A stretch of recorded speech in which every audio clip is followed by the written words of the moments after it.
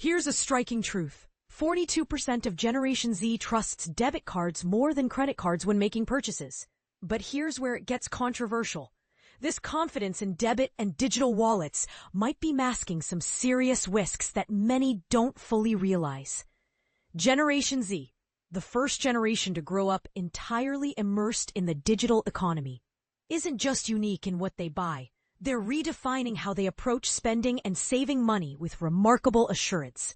According to the PYMNTS Intelligence report titled Gen Z Financial Habits Put Debit, Wallets, and Influencers in Charge, this group places as much importance on the perceived security of digital wallets, debit systems, and social media recommendations as they do on the actual transactions themselves. This mindset is shaping a financial landscape where assumptions about safety and trust don't always match the underlying realities.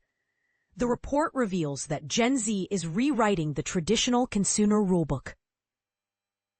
Unlike previous generations, they tend to save a larger portion of their income, but they often keep these savings in digital wallets or even cryptocurrencies rather than conventional bank accounts.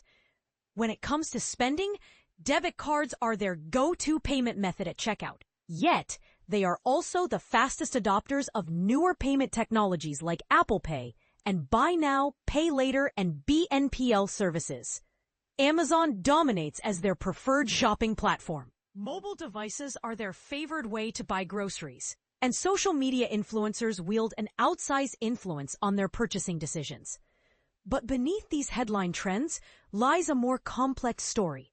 Gen Z's trust in digital payment methods is rooted in their confidence in real-time transaction systems, which can sometimes obscure the hidden dangers lurking in these very platforms. Here's the part most people miss. While debit cards feel safer to Gen Z because they represent money they actually own, these cards are often the first target for fraud attempts. Unlike credit cards, debit transactions typically offer fewer protections when disputes arise, making them a riskier choice than many realize.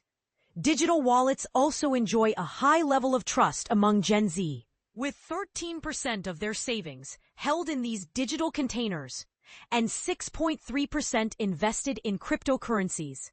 Despite this trust, the security and fraud recovery processes for these digital assets vary widely among providers, sometimes leaving users vulnerable.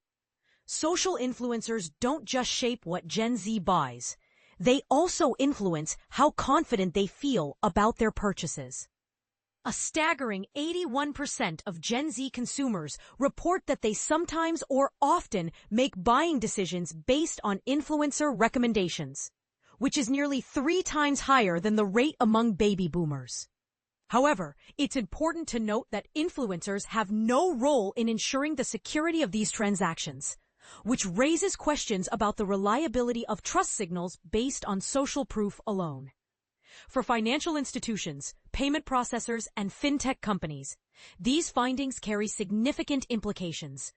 The decision to adopt a financial product is no longer driven solely by convenience or rewards programs. Instead, trust, whether grounded in actual system security or shaped by peer influence and personalities, plays a critical role. This disconnect between perception and reality presents both exciting opportunities and potential liabilities. Additional insights from the report paint a fuller picture. Gen Z saves more aggressively than older generations, setting aside about 36% of their income over the past 6 months compared to 27% for older groups. Yet, they prefer newer financial vehicles for their savings.